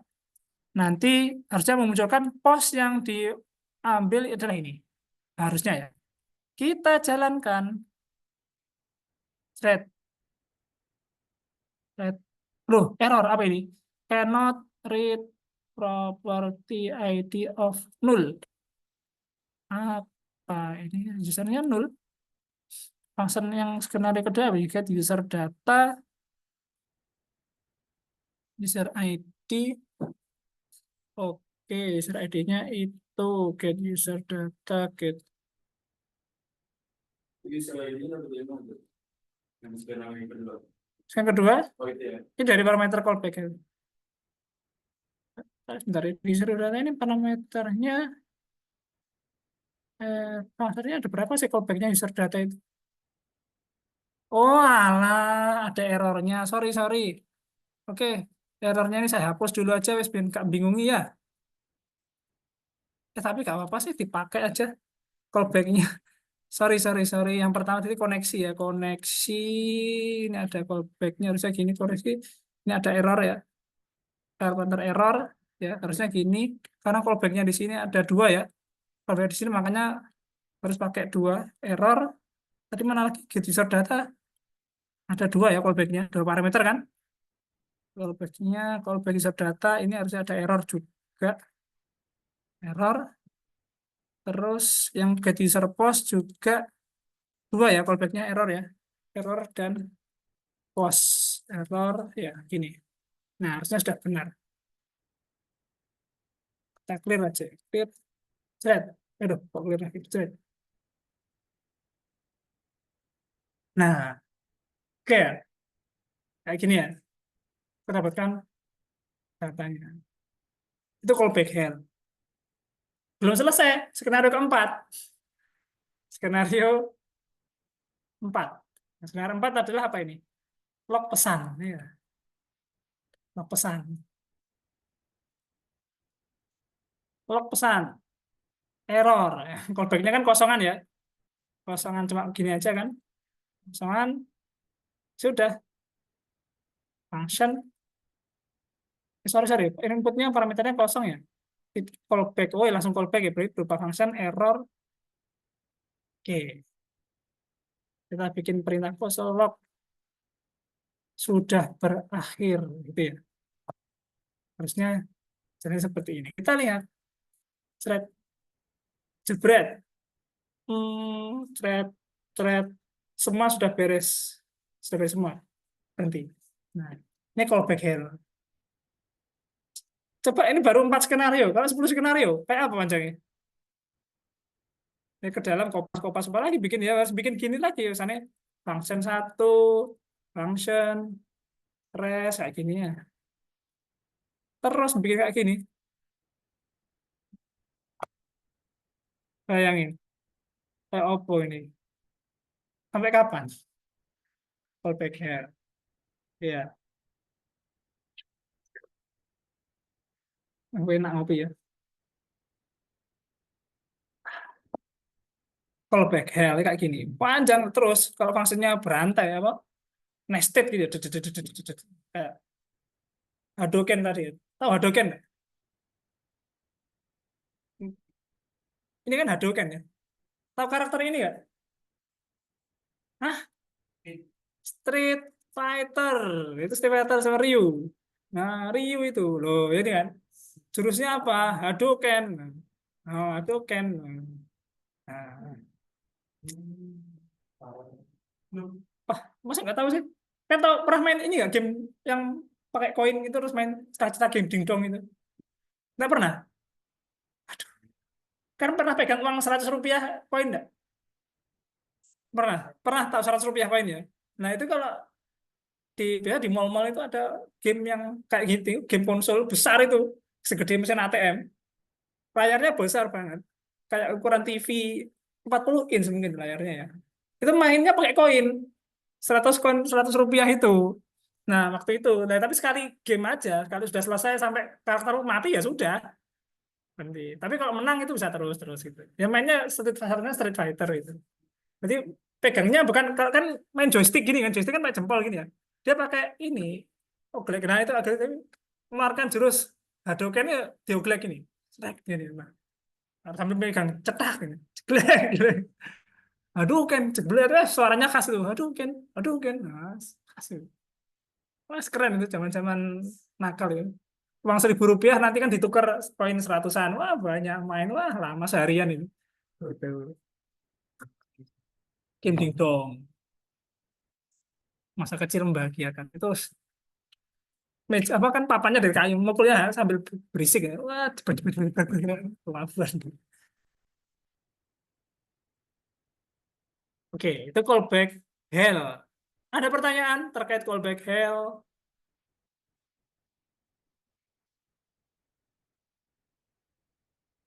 Aman atau tidak aman? Bisa membayangkan tidak callback hell ini seperti apa? Iya, callback hell. Tadi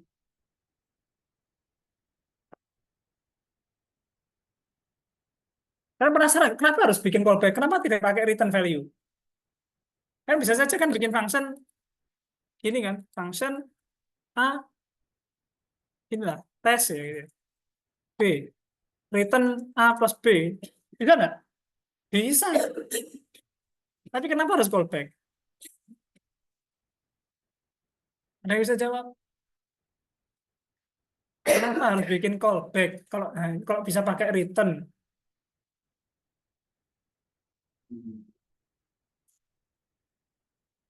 kenapa? Kan bisa bikin return value. Ada yang tahu?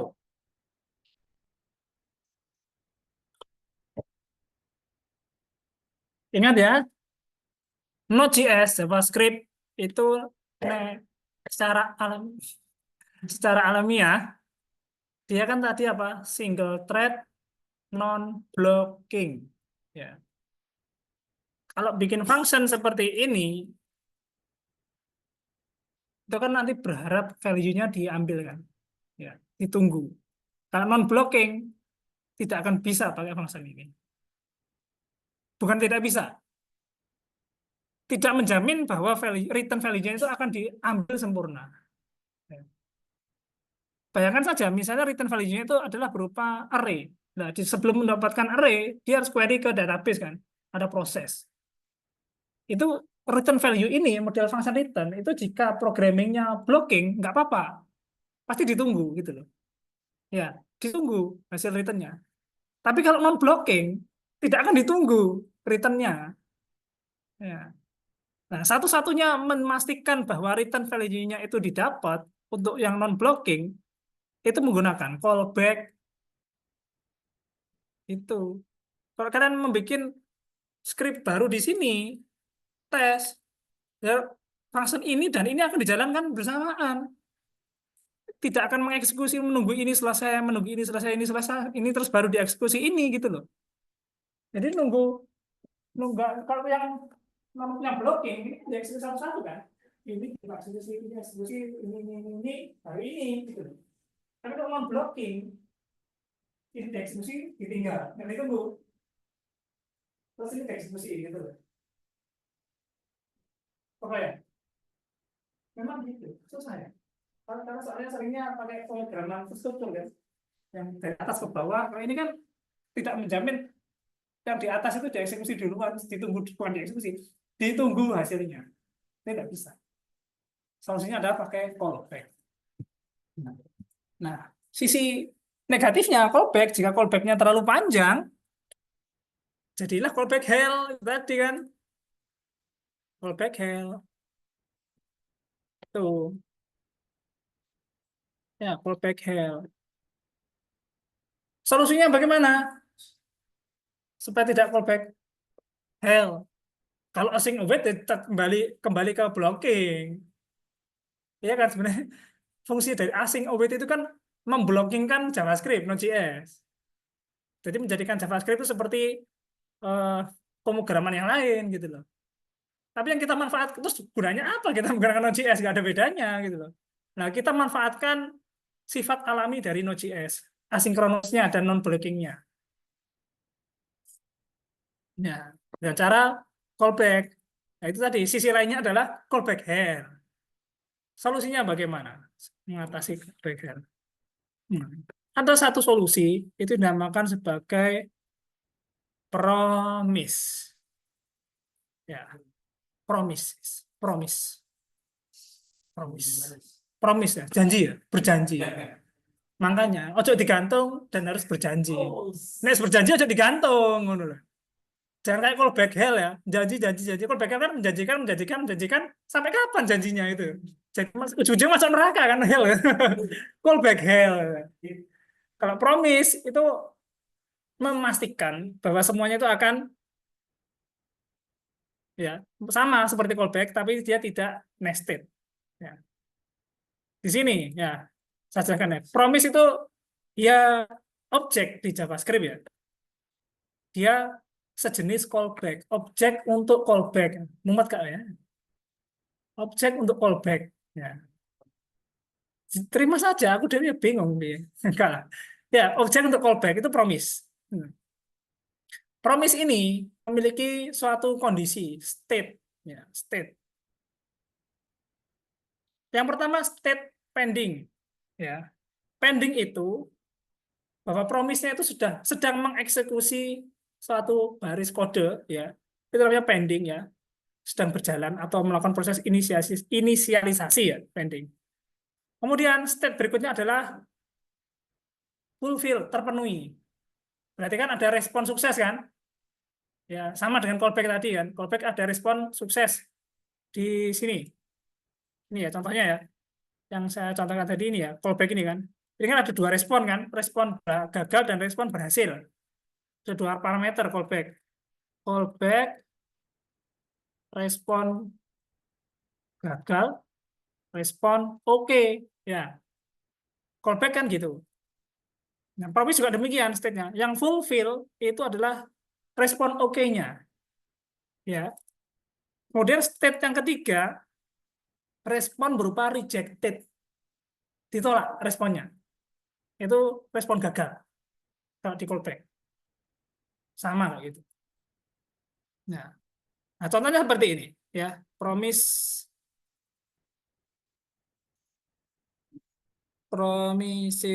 Oke.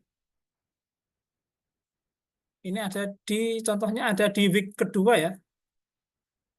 Week kedua. Jadi week 2. Example LS JS. Promises. Nah, promise ini ya, promise ya. Promises. Berhenti. Di promise. Example promises. Nah, ini ya. Contoh promise. Ya. Promise itu tidak perlu kalian install pakai perintah npm ya. Npm ini udah bawaan dari Node.js ya. Nah, cara deklarasinya seperti ini ya. Turun di mau. Hilang. Oke, nah promise ya, bikinnya seperti ini. Let bisa kalian bikin nama objeknya macam-macam. Bisa P boleh ya, new promise. Nah, gini ya. Nah, ingat parameternya ada dua yang numpuk ya. Ini respon gagal respon oke. Ini ya. Enggak. Sorry. Kok callback? Iya, benar-benar kebalik. Respon gagal. Ini. Ya, di dalamnya kita log. Menjajal promise. Iya. Baru kita resolve. Resolve ini, bukan resolve. Kita kasih respon oke ya. Promise oke. Itu ya. Sorry. Ini ada panahnya. Lupa, makanya warnanya nggak berubah. Ya. Nah, untuk menjalankan ini, kita harus memanggil callback. Ya, bukan. Function then dari promise yang isinya satu callback yang berhasil. Gini ya. Nah, console.log res. Nah, ini saya komen aja. Menurut kalian, ya, ini tak hapus saja. Apa keluaran dari ini? Dari kalau misalnya saya eksekusi di sini, node promises.js. Keluar apa? Promise sudah oke ya? Nah, ini ya, promise sudah oke. Nah, kalau kita ngasih error, ya, ngasih error, tidak kita respon oke, tapi respon gagal. Ya, seperti ini. Kalau kita eksekusi, hasilnya bagaimana? Keluar apa? Promise sudah oke? Kosong ya? Harusnya kosong ya? Ternyata tidak, Virguso error. Nah, ingat respon gagal? Nah, untuk di promise itu ada cara menangkap pesan gagal dengan cara catch errornya. Log errornya apa? Ini ya, kita lihat. Keluar apa? Keluar apa harusnya?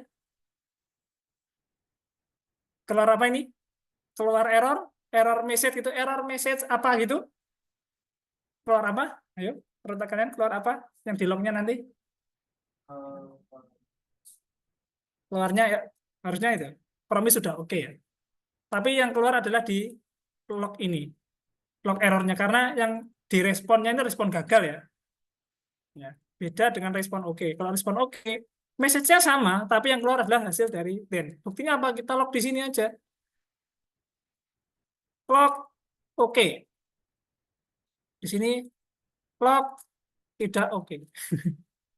Ya gini ya. Dit, log oke, promise sudah oke. Kalau kita respon gagal, log tidak oke. Promise sudah oke. Bisa bayangin ya. Ini promise-nya sederhana. Ini satu callback saja. Kalau callback-nya banyak, promise-nya banyak. Sampai 4 skenario tadi. Kita lihat di sini. Ada ya? Tunggu sebentar. Oke, silakan. Kamar mandi silakan. Jangan bareng-bareng ya. Yo, bahaya, jangan. Dengarkan adzan dulu aja.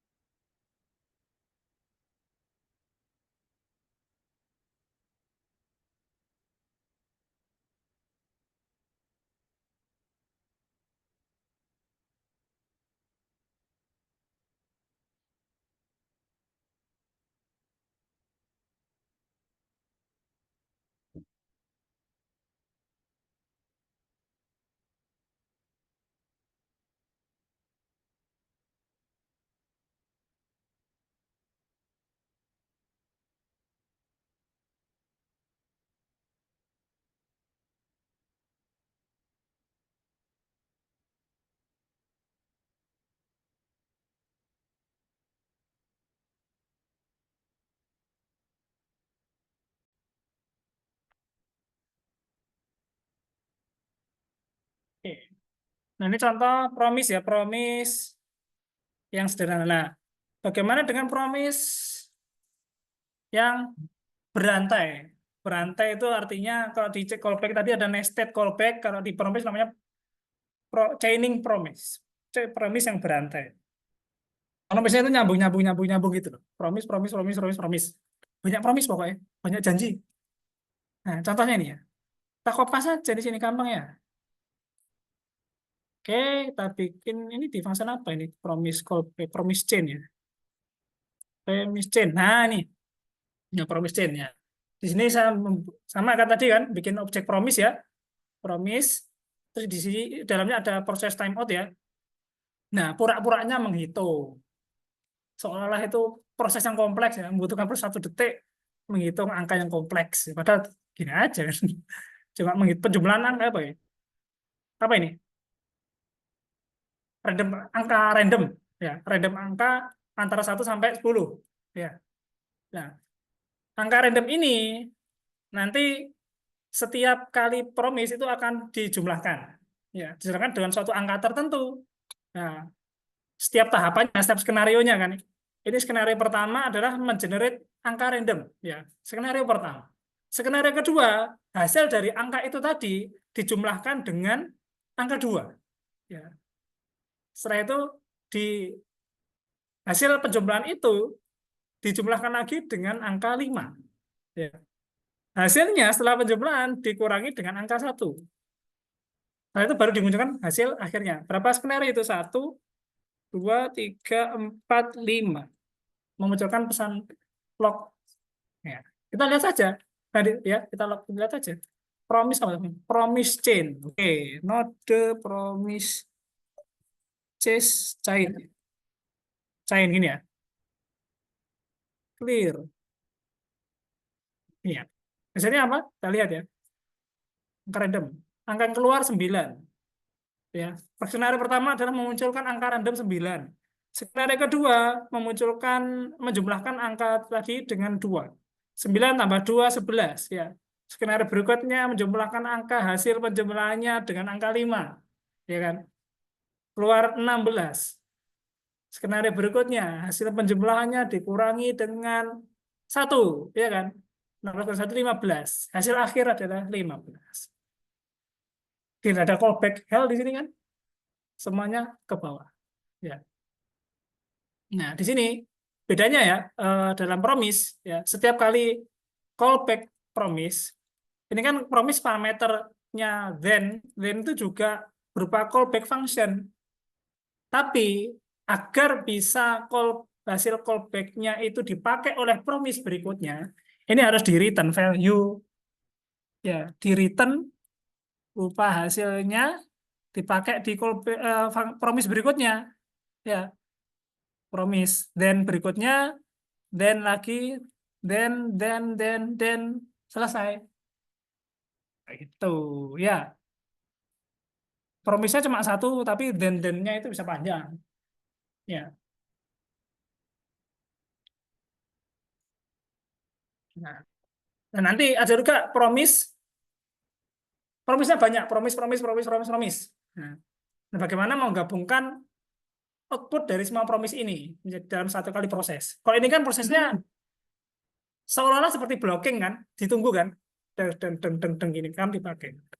Jadi ada kalanya promise itu banyak ya, dan dibutuhkan hasilnya diakumulasikan kemudian ditampilkan. Itu ada caranya. Nanti di materi tentang microservice ya, nanti akan belajar tentang itu juga. Oke. Ada pertanyaan terkait promise chain? Ya, ada pertanyaan? Lebih mudah mana? Callback hell atau promise? Enak dilihat promise ya. Iya. Kalau callback itu ya kalau hanya nested-nya cuma 2 callback itu enggak apa-apa lah. Tapi kalau sudah panjang, enak promise gini. Ya, dibikin promise. Ya.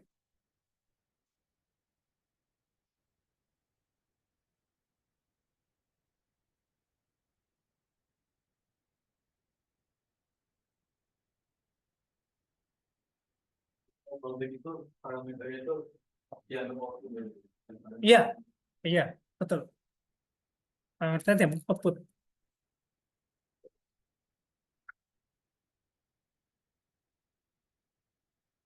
agak susah ya mencerna Node.js ya. Sama, saya dulu awal belajar juga itu susah. Tapi lama kelamaan ya menerima apa adanya, wis menerima apa adanya. Oke, jika tidak pertanyaan, sudah melihat tugasnya? Oh my God, apanya my God?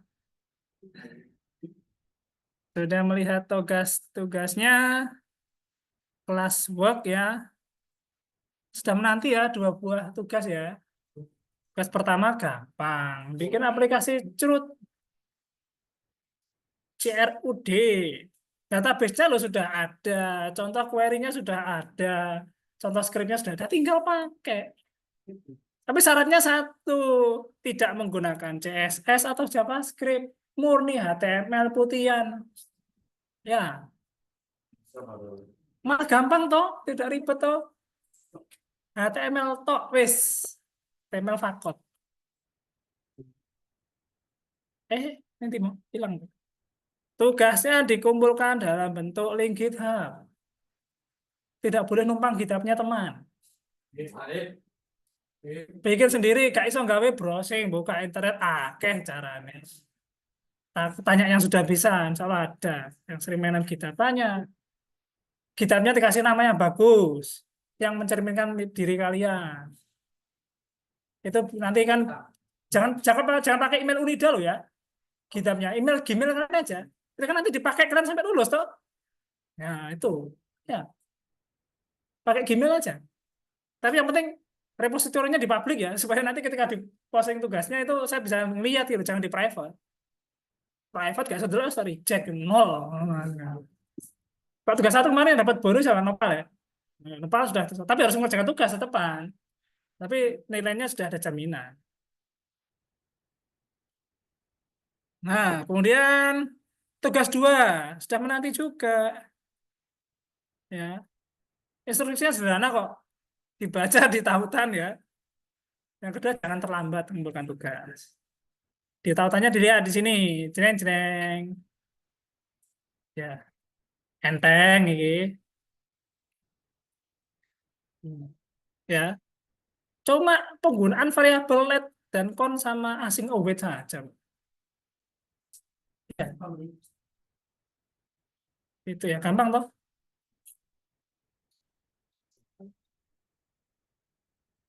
Itu ya. Nah, ini ya. Silahkan dipahami.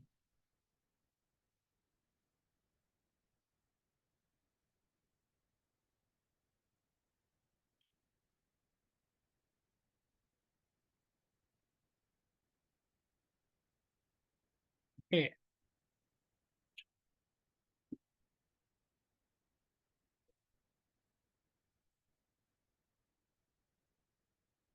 Oke, sudah cukup ya. Kita akhiri pertemuan siang ini. Nah, bilhamdalillah.